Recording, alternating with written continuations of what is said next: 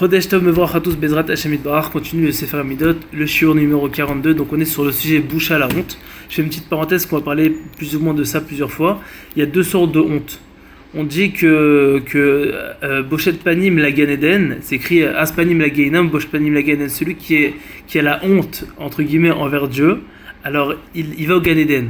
Et d'un autre côté, une personne qui a honte pour faire les mitzvot, entre guillemets, il loupe plein de mitzvot, donc c'est dommage.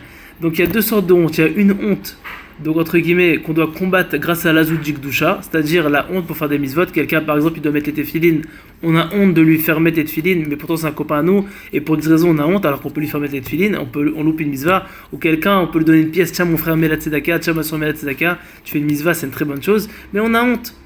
Et du fait qu'on a honte, malheureusement, on passe à côté de mitzvah. Ça, c'est une mauvaise honte, c'est une honte qui est pas saoule, qui est psoula.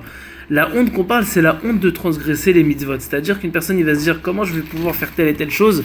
Entre guillemets, Dieu me regarde, il y a mes arrière-grands-parents et mes arrière-grands-parents et tous les tzadikim qui me regardent, comment je vais faire ça? Je vais décevoir tout le monde dans le ciel, c'est honteux, surtout Dieu. C'est très grave. Donc ça, c'est la bonne honte à avoir. Ce qu'on appelle Boshet Panim la Gaiden. Cette honte-là, elle nous emmène au Gaiden parce qu'elle nous protège de la vérote et elle nous permet de faire des mitzvot. Donc c'est une bonne chose.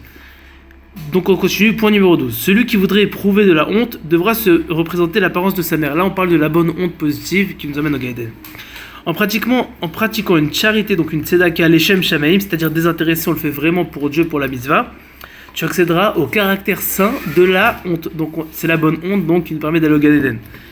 14. Si quelque honte vient saisir un homme, ce sera de toute évidence parce qu'il n'a pas confiance en Dieu. Donc aussi, je lis le point numéro 16, il dit comme ça, grâce à la confiance qu'un individu éprouve envers Dieu, nul autre ne viendra le saisir. Donc on a dit, il y a deux sortes de honte.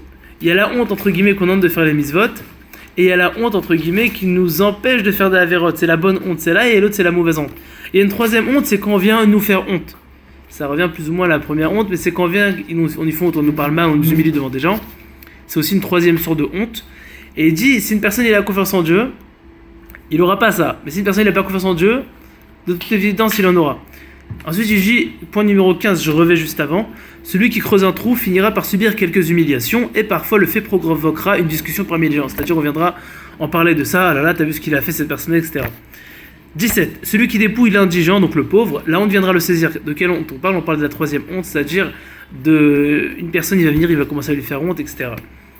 18. Alors ça c'est très très beau, c'est beau à savoir aussi. Si un homme t'insulte et te fait honte, bien qu'il ne soit pas ton ennemi, tolère et supporte cette honte. Pourquoi? Car ce sera du ciel qu'on a voulu qu'il t'insulte. Et alors, par cette humiliation, tu seras dissimulé et soustrait aux yeux du Satan qui te hait et s'élève constamment contre toi, te poursuivant de ses accusations. Ainsi, grâce à cette honte que tu supportes, provenant de quelqu'un qui ne te hait pas, ton ennemi le Satan ne se dressera pas contre toi. Donc ça c'est quelque chose qui est incroyable. Pourquoi? Parce qu'il y a des personnes, entre guillemets, qui ne sont pas nos ennemis, c'est nos proches, ceux qui nous aiment, etc. Et ils vont venir, et ils vont nous faire honte. Pourtant, on ne comprend pas a priori. On dit, mais pourquoi ils vont nous faire honte? Quel rapport? Qu'est-ce que je lui ai fait de mal? Il dit, Rabbeinu, il dit, accepte cette honte-là. Pourquoi? Parce qu'en acceptant cette honte-là, qu'est-ce qui se passe? Du fait qu'entre guillemets, c'est des personnes qui t'aiment, mais c'est pas des ennemis, tu passes sous les radars. Vous savez, comme les avions de chasse, ils passent sous les radars pour ne pas se repérer par les ennemis. C'est exactement pareil, on passe sous les radars du Satan. Pourquoi? Pour ne pas qu'il nous crée des accusations à cause de nos fautes, et que malheureusement, à cause de ça, on peut recevoir des punitions et des mauvaises choses que Dieu nous en préserve. Donc en faisant ça, on passe sous le radar, donc c'est magnifique. Donc ça vaut le coup de se taire et de passer.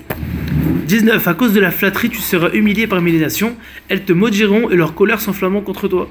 La flatterie, c'est quoi? C'est le mensonge de l'exagération. Une personne, il va avoir un copain à lui ou quelque chose comme ça. Ah, ça va mon frérot, alors vraiment, hein, t'as fait ci, t'as fait ça, en mode lourdeau, c'est qui couplé. Et en plus, ça, c'est du mensonge, Dieu n'aime pas ça.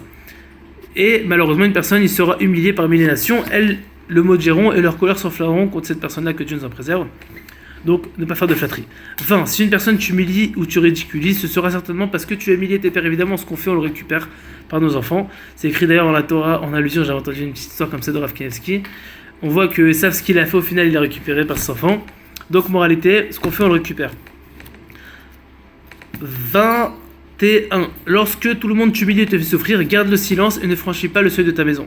Parce que sûrement qu'il y a le Satan qui est au-dessus de nous, écrase sur lui, mais qui peut se passer une mauvaise chose. 22. Lorsqu'on t'humilie, donne la tzedaka.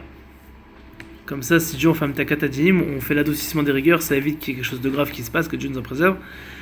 23. En pratiquant la tzedaka, tu mériteras d'accéder au caractère sanctifiant de la honte. Donc on avait dit qu'il y avait trois sortes de honte. La première, c'était la mauvaise, celle qu'il faut enlever. La troisième, c'était quand quelqu'un nous fait honte. Ça, on espère ne pas l'avoir. Et la deuxième, c'est la très bonne honte qu'on espère avoir, Bezrat Hashem. Et une personne qui donne la tzedaka, il peut arriver à ce niveau de boucha, c'est-à-dire d'avoir la bochette panim, entre guillemets, la honte qui nous permettra d'avoir la crainte de Dieu. Et cette honte-là, cette honte-là, elle va nous permettre d'avoir la nava. Et cette nava-là, elle va nous permettre d'avoir la crainte de Dieu, comme dit le Ramban. Donc c'est pour ça que c'est très très important d'avoir la bonne honte. Et comment on fait ça? Une des raisons, une des techniques, c'est grâce à la tzedaka qu'on fait les Shem Shamaim. Voilà, Bezrat Shem, qu'Hashem donne que des brachot, si Dieu veut, Chodesh Tov et Vorach à tous.